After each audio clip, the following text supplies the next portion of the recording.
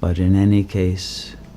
the change is underway, and I don't think anyone can any longer be in denial of that, even if they don't understand the fullness of the context.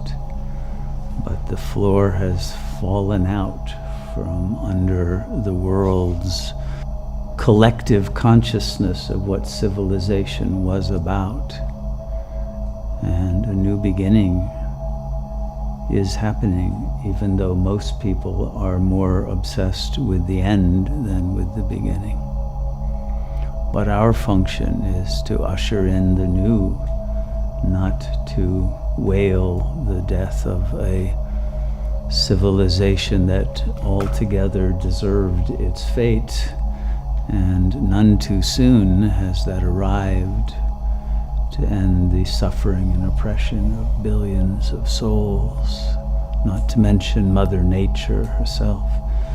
And so we are in the most blessed moment of the whole cycle, and the most auspicious, and that moment in which everything is possible, if we are open to returning to the truth of who we are and let go of the fabrication of the ego narrative in which we have trapped ourselves. A yogi is one who liberates consciousness from its limited narratives that are filled with limited attachments, with attacks by superego voices that are always telling the ego it's not enough, unworthy, and that it is not able to receive the love of that supreme self that is one's true essence. One has come to enjoy the ego narratives so that it is somewhat of a sacrifice to let go of one's suffering.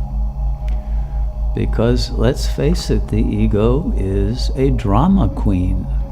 It loves its little melodramas. And until we are willing to abandon the obsession with who we are to the other and how the other has treated us and all of those little moments and pseudo-events which get us all angry or filled with some temporary pleasure or some envy or some remorse or whatever it is that keeps the narrative going with all of its emotional shock and awe that give the ego the illusion of having some reality. It's only when we let go of all of that that we begin to understand what reality is. And that takes a lot of maturity, psychological maturity, in which one can take control of the drives, particularly the drive to continue the narrative, open the curtain of words that is the veil of Maya, so that the light and the love of that Supreme Presence can shine through. And we must let go not only of the very primitive and vulgar levels of the narrative at the lower chakra levels, but even of the more metaphysical narratives of growth and transformation and dealing with the obstacles of the ego. Even that is actually a game of delay and of justification for continuing a struggle with a ghost,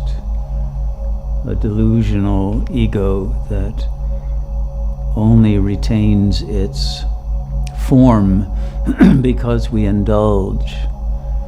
in our thoughts about it as if it really were some reality. And we hold on most to our traumas. the ego identifies itself with all of those ways in which karma dealt it a bad hand, and that it cannot accept,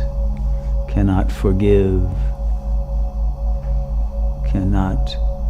let go of its unique manifestations of suffering that have defined its attitudes and justify its defense mechanisms. So all of this that constitutes the complex of the ego, it is our duty to annihilate in the fire of love for God. And so all of this futility and fatality of the ego in its refusal to let go of its melodramatic figure of itself as the hero or heroine of its private drama must be surrendered in order for the real nature of our being to emerge and develop and unfold in its fullness. And because of the shift of the conditions of the world in which the old modes and systems of relationality have fallen away, there is an actual freedom of the vibrational field as we have entered into a time of unprecedented freedom from the usual, the norm, the accustomed way of looking at a future in which an identity is to be sustained. There is a freedom now to die and be reborn, to let go of an obsolete self-image and to discover who we are without preconceptions or limitations of our mind as to what is possible. And to let go of the limitations of identifying with the body means we can become non-localizable consciousness that is truly able to expand to include all as manifestations of the One Self, without any sense of difference in which the many are all facets of the single diamond of infinite consciousness. And by seeing the one shining in the many, that oneness is able to create a field of love, of cooperation, of egoless harmony. We are entering such an age of harmony and understanding. Let's take advantage of this sublime freedom that is offered by this new condition of life that gives us the ability to create a new beginning here and now, from which we will not look back at the Kali Yuga karma that had limited the trajectory of our ascension into the supreme consciousness of which we are capable,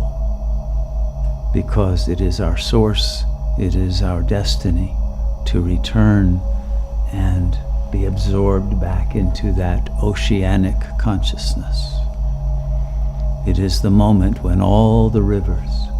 re-enter the ocean, and in this return the sea level will rise. And because the sea level will rise, the world as it was will disappear under that flood of love, of light, of truth, and it will disappear in every way, and a new world will then arise that reflects the beauty, the joy, the love, the creativity of the mind of God.